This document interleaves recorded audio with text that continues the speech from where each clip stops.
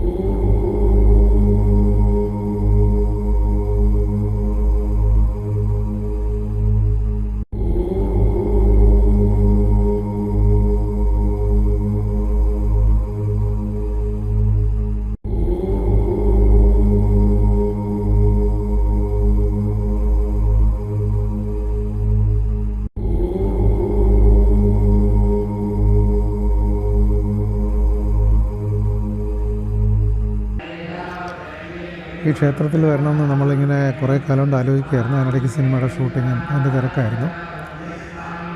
എന്താണ് ഇവിടുത്തെ പ്രത്യേകതകൾ? ഒരുപാട് കാര്യങ്ങൾ കേട്ടിട്ടുണ്ട്. 111.2 അടിയാണ്. ഇപ്പോൾ ആസാമിൽ എന്തോ 126 ഫീറ്റിലൊരു ശിവലിംഗം വന്നിട്ടുണ്ട്. അപ്പോൾ രണ്ടാമത്തെ ഏറ്റവും വലിയ ശിവലിംഗമാണ് ഇവിടുത്തെ.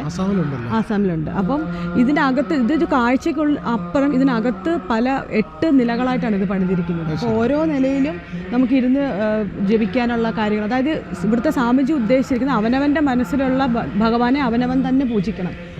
അതിൻ്റെ അടിസ്ഥാനത്തിലാണ് ആ ശിവലിംഗം, അങ്ങനെയാണത് പണിഞ്ഞു വെച്ചിരിക്കുന്നത്. ഇപ്പോൾ ഈ ക്ഷേത്രം നിൽക്കുന്ന ശിവപാർവതി ക്ഷേത്രം നൂറ്റാണ്ടുകൾ പഴക്കമുള്ള ശിവപാർവതി ക്ഷേത്രമാണ്. ഇവിടുത്തെ സ്വാമിജി അദ്ദേഹം ഇന്ത്യയിലുടനീളം യാത്ര ചെയ്ത് അങ്ങനെ റിസർച്ച് ചെയ്തൊക്കെയാണ് ഇവിടെ ഇത്രയും വലിയൊരു ശിവലിംഗം സ്ഥാപിച്ചിരിക്കുന്നത്. അതുപോലെ തന്നെ ഈ ക്ഷേത്രത്തിൻ്റെ ഒരു പ്രത്യേകത, ഒരു ഭക്തി എന്നതിലുപരി പാവപ്പെട്ട ആൾക്കാർക്ക്, ഒരുപാട് അശരണർക്ക് നേരെ ഇവർ അവരുടെ കനിവ് പകരുന്നുണ്ടെന്ന് വാർത്ത കേട്ടിട്ടുണ്ട്. അതായത് ഇവിടുത്തെ ഓഡിറ്റോറിയമൊക്കെ നിർധനരായ പെൺകുട്ടികൾക്ക് കല്യാണത്തിന് വേണ്ടിയിട്ട് വെറുതെ അവർ പൈസയൊന്നും കൊടുക്കാതെ അവർക്ക് ഇവിടെ കല്യാണം കഴിക്കാം. അതുപോലെ തന്നെ പാവപ്പെട്ട കുട്ടികൾക്ക് ഉപകരണങ്ങൾ കൊടുക്കുക, വീട് വെച്ച് കൊടുക്കുക, അങ്ങനത്തെയൊക്കെ ഒരുപാട് പുണ്യപ്രവൃത്തിയും ഈ അമ്പലത്തിൻ്റെ ട്രസ്റ്റുമായിട്ട് ബന്ധപ്പെട്ട് ചെയ്യുന്നുണ്ട്.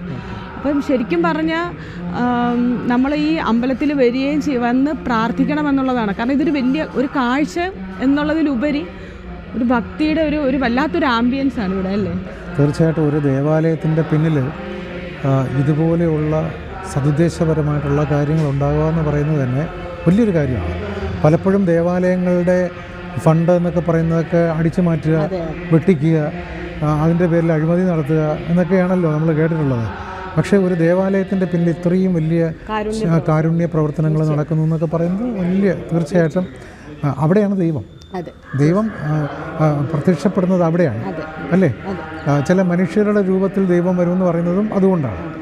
എന്തായാലും അടുത്തെന്താണ് സ്വാമിജി? അത് എനിക്ക് ഇനി ഒരു കാര്യം പറയാനുള്ളത്, ഞാൻ സാറുമായിട്ട് പല കാര്യങ്ങളും നമ്മൾ സംസാരിക്കാറുണ്ട്. അങ്ങനെ ഒരു തവണ സംസാരിച്ച കൂട്ടത്തിൽ നീ എന്ത് ചെയ്യായിരുന്നു ചോദിച്ചപ്പോൾ ഞാൻ പറഞ്ഞു ഞാൻ പ്രാർത്ഥിക്കുമായിരുന്നു, നമശിവായ ജപിക്കുമായിരുന്നു. അപ്പോൾ നീ നമശിവായ ജപിക്കുമല്ലോ, നമശിവായയുടെ അർത്ഥം അറിയാമോ എന്നോട് ചോദിച്ചിട്ടുണ്ട്. ഈ നമശിവായ എന്ന ഒരൊറ്റ വാക്കിൽ 5 അക്ഷരങ്ങളും പ്രതിനിധാനം ചെയ്യുന്ന എന്തിനാണെന്നുള്ളത് എനിക്കറിയില്ലായിരുന്നു. എനിക്കത് പറഞ്ഞു തന്നത് സാറാണ്. അപ്പം നിങ്ങളിൽ പലർക്കും അത് അറിയായിരിക്കും, പക്ഷെ അറിയാത്ത ആൾക്കാർക്ക് വേണ്ടി സാർ ഒന്ന് പറഞ്ഞു കൊടുക്കും അതെന്താണെന്ന്. നമശിവായ, നഭസ്, മനസ്സ്, ശിരസ്, വജസ്, യശസ്.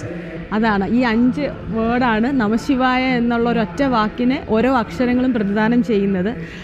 എനിക്കതൊരു പുതിയ അറിവായിരുന്നു. അപ്പം ഒരുപാട് താങ്ക്സ്. ഇങ്ങനെ കൊച്ചു കാര്യങ്ങൾ എനിക്കിങ്ങനെ പറഞ്ഞു തരുന്നുണ്ട്. ഓരോരോ വിഷയങ്ങൾ സംസാരിക്കുമ്പോൾ അതിനെപ്പറ്റി. ഞാനൊരു ശിവഭക്തനാണ്. ജാതകപ്രകാരം തന്നെ ഞാൻ ഭജിക്കേണ്ടതും ജപിക്കേണ്ടതും പ്രാർത്ഥിക്കേണ്ടതൊക്കെ ശിവനെയാണ്. അപ്പം അതുമായിട്ട് ബന്ധപ്പെട്ട കൊച്ചു ഒരുപാട് കാര്യങ്ങളൊന്നും അറിയില്ല, കൊച്ചു അതുപോലെ കലയുടെ അധിപനും കൂടെ അല്ലേ, നൃത്തം, അങ്ങനെ ഒരുപാട് കാര്യങ്ങളുണ്ട്. നടരാജൻ, പിന്നെ പ്രണയം, പാർവതി പരമേശ്വരൻ എന്ന് പറയുന്നതിൻ്റെ അതുപോലൊരു ഉത്തമമായൊരു പ്രണയസങ്കല്പം വേറെ ഉണ്ടോ? ഇല്ല. അപ്പോൾ അങ്ങനെ ഒരുപാട് കാര്യങ്ങളുമായിട്ട് ബന്ധപ്പെട്ട ഒരു സർവശക്തനാണ്, സർവേശ്വരനാണ് സാക്ഷാൽ പരമശിവൻ. നമുക്ക് ഈ അമ്പലത്തിൻ്റെ പറ്റി, ഇതിൻ്റെ ഉൽപ്പത്തി, ഇതിലെ ആചാരങ്ങൾ, ഇവിടുത്തെ ഐതിഹ്യങ്ങളൊക്കെ ഇവിടുത്തെ സ്വാമിജിയോട് ചോദിച്ചറിയാം. അദ്ദേഹം നമുക്ക് കാര്യങ്ങളൊക്കെ പറഞ്ഞുതരാമെന്ന് പറഞ്ഞിട്ടുണ്ട്. അതും നമ്മുടെ ഒരു ഭാഗ്യമായിട്ട് കരുതുന്നു. അപ്പോൾ നമുക്ക് ഇനി ആ കാഴ്ചകളിലേക്ക് പോകാം.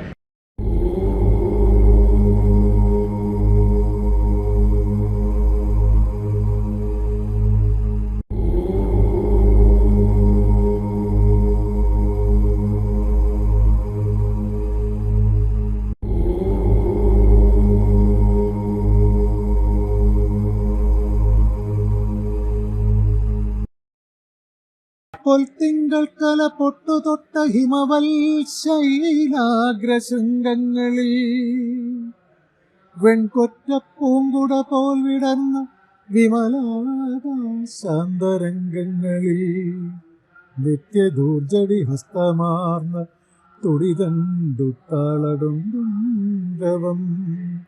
തത്വത്തിൻ പൊരുളാലപിപ്പു മധുരം സത്യം ശിവം സുന്ദരം.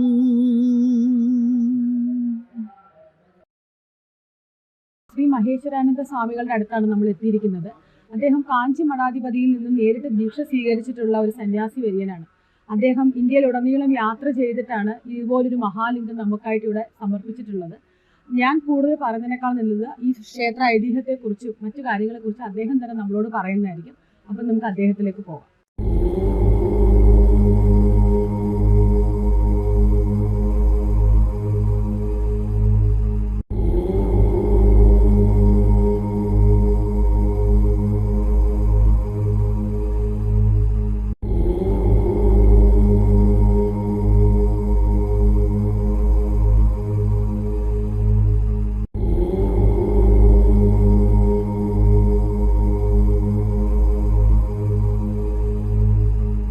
ഇദ്ദേഹമാണ് സ്വാമി മഹേശ്വരാനന്ദ സരസ്വതികൾ. അദ്ദേഹം ഇന്ത്യയിലുടനീളം യാത്ര ചെയ്തിട്ടാണ് ഇതുപോലൊരു മഹാശിവലിംഗം നമുക്കായിട്ട് സമർപ്പിച്ചിട്ടുള്ളത്. അദ്ദേഹത്തിന് ഈ ക്ഷേത്രത്തെപ്പറ്റിയും ഈ മഹാലിംഗത്തെ പറ്റിയൊക്കെ നമ്മളോട് ഒരുപാട് കാര്യങ്ങൾ പറയാനുണ്ടാവും. സ്വാമിജിക്ക് എന്താണ് പറയാനുള്ളത് നമുക്ക് കേൾക്കാം. അതിനു മുമ്പ് ഒരുപാട് സ്നേഹാദരവോടുകൂടി അദ്ദേഹത്തെ നമ്മുടെ ചാനലിലേക്ക് സ്വാഗതം ചെയ്യുകയാണ്. അദ്ദേഹം ഈ ഒരു തിരക്കിനിടയിലും നമുക്കായിട്ട് വന്ന് ഇത്രയും സമയം ചെലവഴിക്കാൻ സാധിച്ചു. പറഞ്ഞതിൽ ഒരുപാട് സന്തോഷം സ്വാമിജി. നമ്മുടെ ചാനലിലേക്ക് സ്വാഗതം. നമ്മുടെ ഈ ശിവപാർവതി ക്ഷേത്രത്തിന് ഏകദേശം 5000 വർഷങ്ങളുടെ പഴക്കമുണ്ടെന്നാണ് പറയുന്നത്. അപ്പോൾ അത് പ്രകൃതിക്ഷോഭം മൂലം അത് നശിക്കപ്പെട്ടു പോവുകയും അടുത്ത് എൻ്റെ ജന്മത്തോടുകൂടെയാണ് ഈ ക്ഷേത്രം അങ്ങനെ പുതുക്കി ഇങ്ങനെ വരുന്നത്. അപ്പം ഈ ക്ഷേത്രവും അതിൻ്റെ ഈ പ്രതിഷ്ഠകളും എല്ലാം നടത്തിയതിന് ശേഷം വീണ്ടും ഭഗവാന്റെ ഒരു ദർശനം വന്നു. അപ്പോൾ ആ ദർശനത്തിൽ കൂടെയാണ് ഈ മഹാശിവലിംഗം ചെയ്യാനായിട്ടുള്ള കാരണം. അപ്പോൾ ഈ മഹാശിവലിംഗം ചെയ്യുന്നതിന് മുമ്പായിട്ട് നമ്മൾ ഭാരതത്തിൻ്റെ പല സ്ഥലങ്ങളിൽ നിന്നുള്ള ഈ പുണ്യസ്ഥലങ്ങളിലുള്ള തീർത്ഥം, കേദാർനാഥ്, ബദ്രീനാഥ്, ഇങ്ങനെയുള്ള ഗംഗോത്രി, യമുനോത്രി ഇങ്ങനെയൊക്കെയുള്ള സ്ഥലങ്ങളിൽ പോയിട്ട് അവിടെ നിന്നുള്ള ഈ ദ്രവ്യങ്ങളെല്ലാം ശേഖരിച്ച് ഇങ്ങനെ കൊണ്ടുവന്ന് പിന്നെ ഒരു 64 ഐറ്റം മരുന്നുകൾ, പിന്നെ നവപാഷാണം ഇങ്ങനെയൊക്കെ ഉള്ളതെല്ലാം ചെയ്ത് അതിൻ്റെ പൂജയും കൂട്ടുകളും എല്ലാം ചെയ്തിട്ട് ഈ ഗർഭന്യാസം എന്ന് പറഞ്ഞിട്ടൊരു വലിയ പൂജയുണ്ട്. ആ പൂജയെല്ലാം നടത്തിയിട്ടാണ് ഇതിൻ്റെ തുടക്കം തുടങ്ങുന്നത്. അപ്പോൾ ഇത് നമ്മളൊരു മനുഷ്യ ശരീരത്തിനെ ആസ്പദപ്പെടുത്തിയാണ് ഇത് ചെയ്തിട്ടുള്ളത്. അപ്പം ഈ മൂലാധാരം, സ്വാധിഷ്ഠാനം, മണിപൂരം, അനാഥജ്ഞാവിശുദ്ധി എന്നുള്ള ആ ഒരു ഭാവത്തിലാണ് ഇത് ചെയ്തിട്ടുള്ളത്. അതായത് പടി 6 കടന്ന് ചെല്ലുമ്പോൾ നമുക്ക് ശിവനെ കാണാൻ പറ്റും. അപ്പോൾ അതേ രീതിയിലാണ് ഇതിൻ്റെ കാര്യങ്ങൾ ചെയ്തിട്ടുള്ളത്. പിന്നെ ശിവന് 64 രൂപങ്ങളുണ്ട്, അത് പലർക്കും അറിയില്ല. അപ്പോൾ അത് ഇതിൻ്റെ ചുമര് ഭാഗത്ത് ചെയ്തിട്ടുണ്ട്. പിന്നെ 108 ശിവലിംഗ പ്രതിഷ്ഠയുണ്ട്. അപ്പോൾ 108 ശിവലിംഗ പ്രതിഷ്ഠ എന്ന് പറഞ്ഞാൽ പരശുരാമ മഹർഷി കൊണ്ട് ഭാരതത്തിൽ 108 ശിവാലയങ്ങൾ പ്രതിഷ്ഠ നടത്തി. അപ്പോൾ ആ 108ലും ഒരാളിന് ചെന്ന് ചിലപ്പോൾ കാണാൻ പറ്റില്ല. അതുകൊണ്ട് ആ 108 ശിവലിംഗങ്ങളും ഇവിടെ ഈ മഹാശിവലിംഗത്തിനകത്ത് പ്രതിഷ്ഠിച്ചിട്ടുണ്ട്.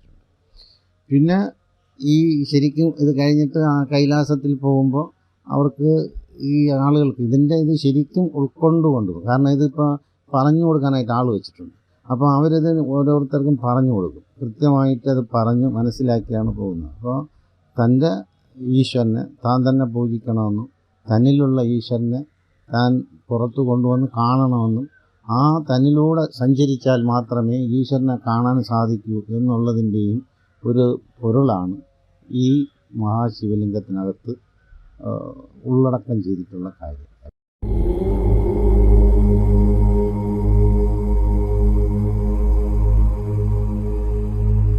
ഇന്നത്തെ എപ്പിസോഡ് എല്ലാവർക്കും ഇഷ്ടപ്പെട്ടു എന്ന് കരുതുന്നു. തീർച്ചയായിട്ടും നിങ്ങൾ ഓരോരുത്തരും വന്ന് സന്ദർശിക്കേണ്ട സ്ഥലം തന്നെയാണിത്. അപ്പോൾ നമ്മുടെ വീഡിയോസ് ഇനിയും കാണണമെന്നുണ്ടെങ്കിൽ ചാനൽ സബ്സ്ക്രൈബ് ചെയ്യണം, ലൈക്കും കമൻറ്റും ഷെയറും ചെയ്യണം. അപ്പോൾ എല്ലാവർക്കും സർവേശ്വരൻ എല്ലാ അനുഗ്രഹവും തരട്ടെ എന്ന് പ്രാർത്ഥിച്ചുകൊണ്ട് ഇന്നത്തേക്ക് പോകുന്നു.